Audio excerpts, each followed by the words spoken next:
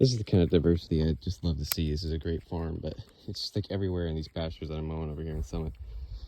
There's a lot of yarrow. That's all, that white flower is all yarrow. Of course, dandelion. Some bird's foot trefoil in here that's definitely introduced. But the heel-all, little purple flower, yarrow, and dandelions. I don't know what the daisy. I don't think daisies are native. I don't know exactly, but no, definitely not a lot of like native plants that I'm just pointing out. But there are plenty of them. There's more stuff. I don't remember what that is. Not really focusing.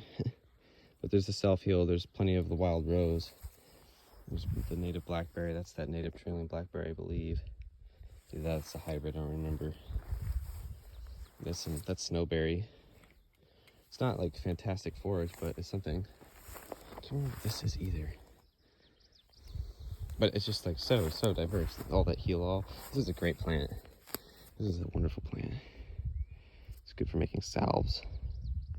One of those more square. Oops.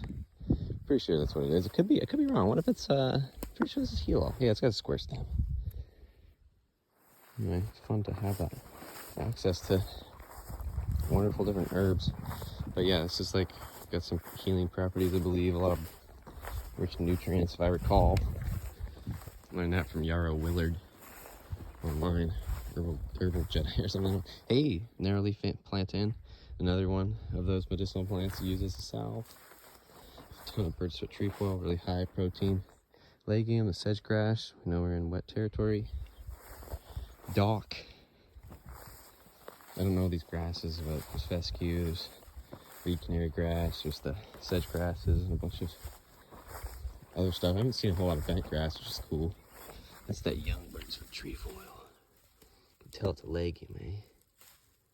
Wonderful in pastures, just great in the wet soils, but also tolerant of drought. It's like meant for clay. It does a little bit better than clover, in my opinion. Clover will take over an abandoned kind of space pretty well, but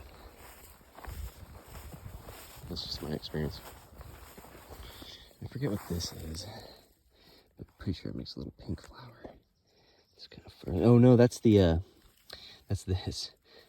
wild buttercup. I don't know if that has any nutritive or any value at all. It's nice thick grass. Over here is pretty good. It's a lot better than where I just was over there. Pointing out all the thistles and whatnot. Some clover finally, some white clover. See, this is that pink flower that I was thinking that other thing was. I don't remember what this is called, but it's an interesting plant. I find it in my garden a lot, and I just use it as chop and drop mulch.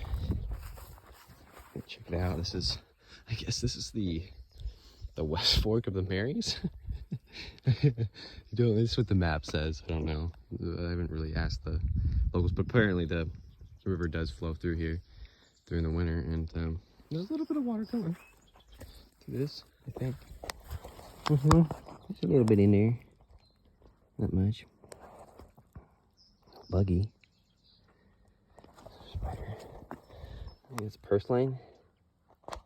Could be wrong. I think I'm wrong. I think that's something else. Purslane's more succulent, I think. More of that clover. And then look, I've got hay down here. And that's, dude, this is, oh, you know what? I just figured it out. I was pointing this out. It's the Douglas spirea. That's cool. They make a really cool plume. See, all that's Douglas spirea. Yep. That is being in the North Pasture at Evelyn's place with Nick.